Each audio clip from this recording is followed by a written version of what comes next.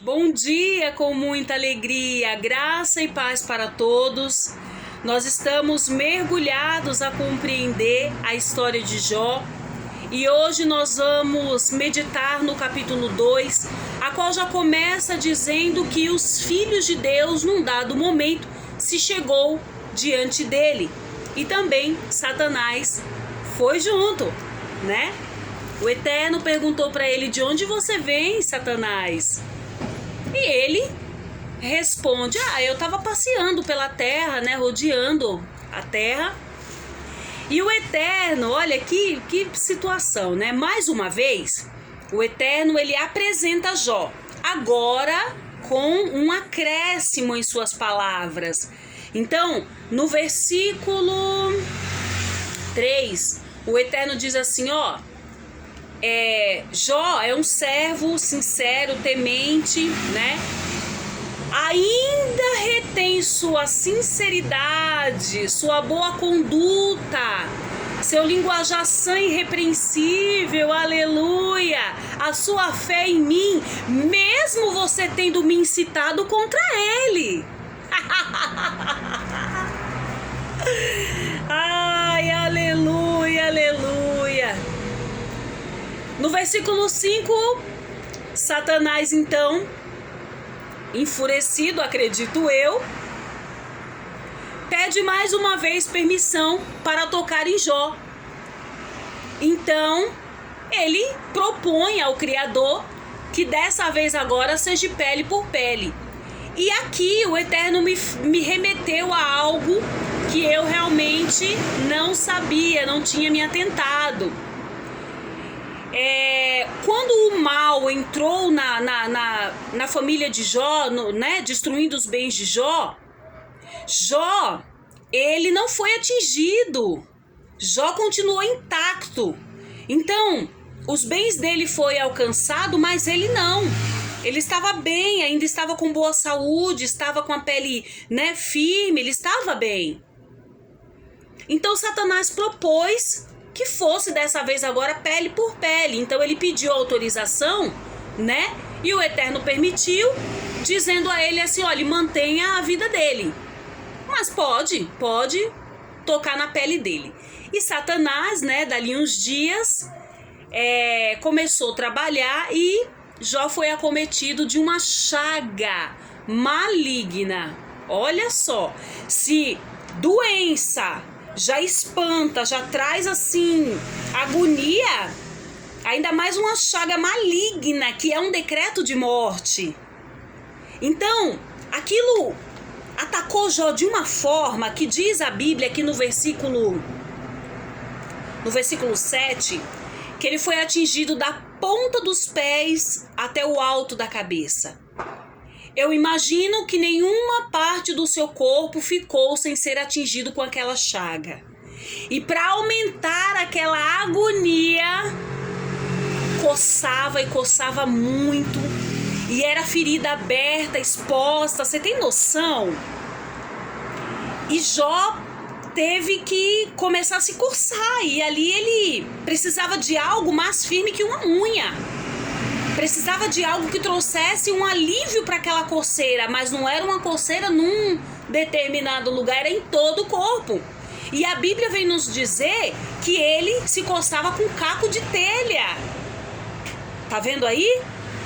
Então, realmente aqui, quando ele teve autorização para tocar na pele de Jó, Satanás ele não mediu. Não se preocupou. Satanás colocou ali para arrasar mesmo. Agora, acontece algo bem interessante, né? Que você também já ouviu falar sobre o conselho que Jó recebeu da esposa dele. Então veja, Jó, ele era um homem fiel, temente, sincero. A conduta dele falava muito sobre o reino do Eterno na vida dele. E quando a esposa dele viu ele naquela grande agonia, naquela coceira, sabe, não tinha cura, aquilo era maligno. Ela se desesperou de uma tal forma que o conselho dela só veio no meu entendimento, a existir pra gente se autoanalisar, porque o conselho dela não era para a vida, não era frutífero. Ela aconselhou Jó dizendo pra Jó amaldiçoar Deus e morrer, porque ele já tava na Medina, ele já tava no arraso da vida, já tava no aperreio, né? E aí ô marido, aproveita que você tá nessa situação, amaldiçoa Deus, porque se você amaldiçoar, Deus vai te castigar, vai te visitar com a morte, e aí você já morre logo, porque eu tô agoniada, sai desse sofrimento. Pois é. Quantos conselhos nós recebemos para continuar a nossa jornada de busca e intercessão? Aí entra algo a se pensar, de que se pode contar nos dedos, que os conselhos para a vida são tão poucos, que sobra muitos dedos. Mas o conselho para a morte, para a destruição, sabe, alguém desacreditado do que você está passando, alguém que não tem confiança, não tem a mesma visão espiritual que você tem no Criador, no Eterno, no poder do Eterno que você crê, desmerece, invalida o Eterno na tua vida, te dando um conselho para o mal. Então, se a pessoa é o quê? De uma mente mais fraca, se a pessoa é influenciável, se a pessoa ela gosta de estar no meio onde uma laranja podre, né, só apodrece o ambiente, ela permanece numa situação prostrado, desacreditando de que o Eterno tem muito mais para a vida dela. É caso da gente parar e analisar e ver se nessa balança o conselho do mal tem sido maior.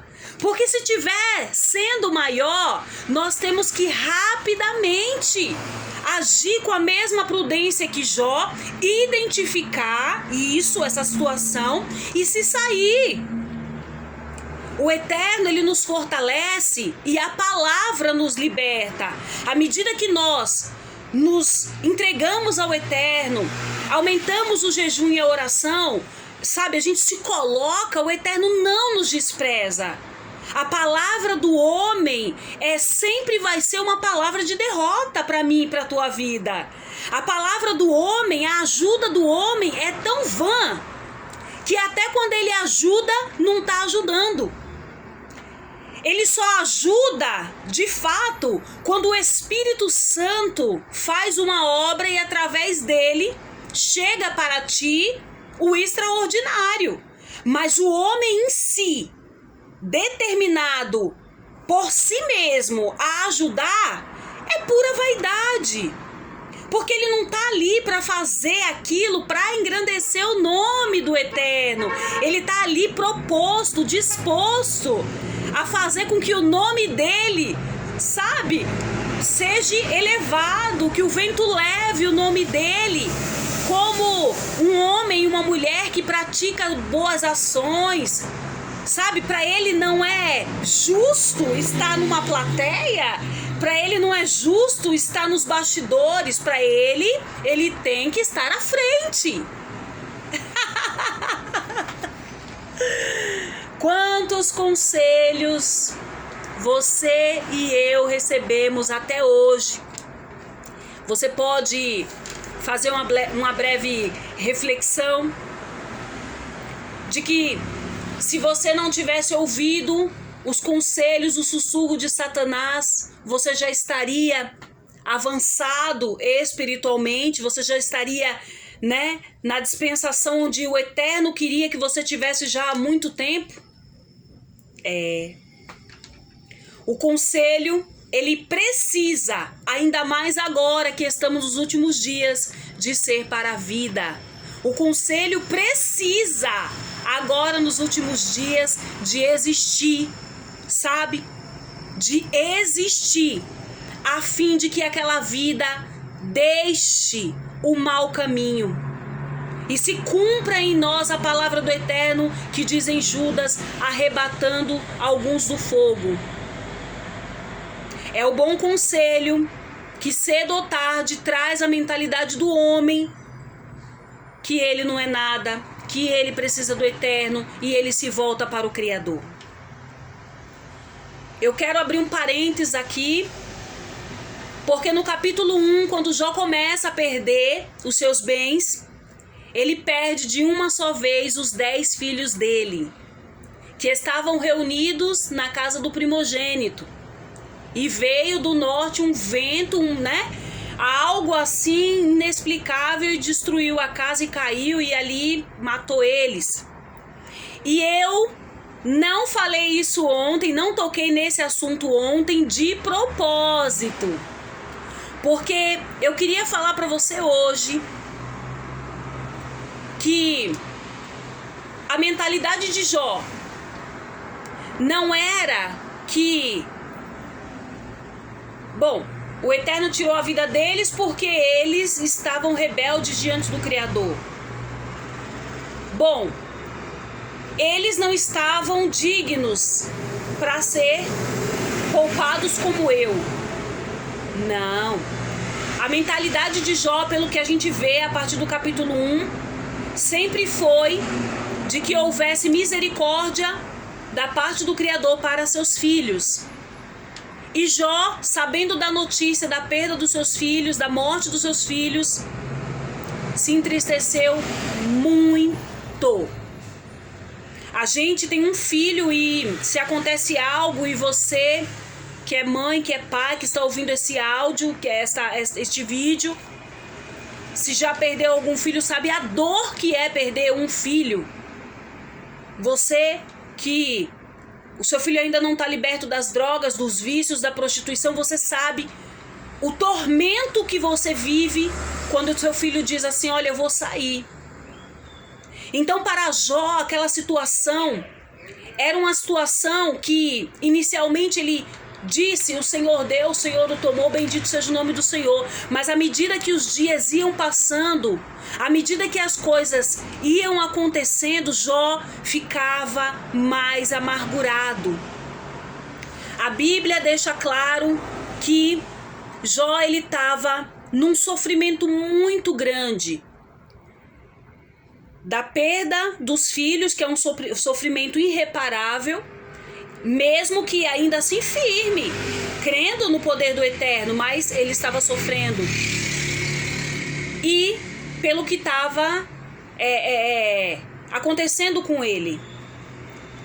Então, sabendo dessa situação que Jó vivia com essa enfermidade na sua carne, 3 grandes amigos de Jó, Elifaz, Bildade e Zofar, foi visitar Jó. Quando eles avistaram Jó, Jó já estava irreconhecível. Gente, era uma chaga maligna. Então Jó não estava com aquela saúde na sua pele, na sua vida. Jó não estava do mesmo jeito como eles viram anteriormente, antes que tudo isso acontecesse. E faltou para eles palavra que confortasse, porque a gravidade da dor era muito elevada. E eles em silêncio trocaram suas vestes, se lançaram em cinzas e ficaram do lado de Jó, porque sentiram aquela grande amargura. Eles decidiram ficar com Jó 7 dias e 7 noites, compactuando com Jó aquele sofrimento. Não sei te dizer se eles se alimentavam, porque Jó já não se alimentava. Não sei te dizer se eles entraram em jejum junto com Jó, em vista de empatia pela dor de Jó. O que eu sei te dizer é que um bom amigo, um amigo que o Eterno coloca em nosso caminho, ele faz uma diferença muito grande na nossa caminhada espiritual. Quando eu me converti ao Evangelho, há muitos anos atrás, eu tinha o quê? Uns 11, 12 anos, né? Hoje eu tenho 40, mas eu tinha uns 11, 12 anos. E naquela época, eu era da Deus é Amor e se prezava muito essa questão da amizade verdadeira. A gente tinha amigos que iam para a igreja junto com a gente, sabe? Eu tinha amigas que falavam, mas por que você não quer ir para a igreja hoje? Não, vamos, tal. Incentivava para o bom caminho. Amigos que muitos também ficaram em silêncio. Você não vai hoje? Tudo bem. Mas no tempo certo não deixou de me falar o que tinha que ser falado. Eu até hoje digo a você, eu me coloco diante de Deus e falo para o Criador, Eterno, eu quero ser agente de milagres, eu quero ser uma boa amiga, mas a amiga que conduz à salvação. Eu quero ter boas amizades que conduzem à salvação. Eu preciso, Pai, que Tu me dê sabedoria a ponto de que eu possa fazer essa separação todos os dias de quem eu permito estar ali do meu lado, colocando em xeque se o proceder dela condiz com a palavra, se o modo dela falar é sã e irrepreensível. Então, veja que o bom amigo, ele faz uma diferença enorme. Quem é que não quer ter um bom amigo? Nos dias de hoje é tão difícil, né? A gente ter um bom amigo para caminhar espiritualmente. Chega até a ser raro. Chega até a ser raro. Mas eu creio que o Eterno há de nos levantar para sermos como Zofá, Elifaz e Bildade. Para ser o amigo empático acerca da dor do próximo, acerca dos cuidados ao próximo. Sabe? Aquele amigo que precisa ajudar e conduzir aquela pessoa rumo à salvação. Aquele amigo que deixa claro que só anda comigo se tiver o mesmo pensamento de salvação que eu. Você não vai ser desmerecido, você não vai ser ignorante, arrogante, se você fizer seleções de quem trilha com você o caminho da salvação. Agora, que você tem que ter muita sabedoria, tem. Porque você não pode desprezar aquela pessoa que não é para a sua caminhada rumo à salvação. De repente o Eterno colocou aquela pessoa no teu caminho para que você ensine aquela pessoa a entrar no caminho rumo à salvação. Sabe? É você ser responsável, porque se você, com a sua conduta, com o seu modo de falar, com o seu proceder, com a sua falta de fé, sabe? Com os seus erros, induzir aquela pessoa ao mal, você vai pagar por aquele sangue. Então queiramos eu e você sermos os amigos como Jó teve. Que na hora da dor, da empatia, a empatia foi tão verdadeira que houve grande silêncio. Que não houve palavras, mas houve atitude que fala mais que palavras. Aleluia! O Eterno Criador te abençoe. Continua comigo, não te desvia, e o Eterno te alcançará grandemente. Amém? Aleluia!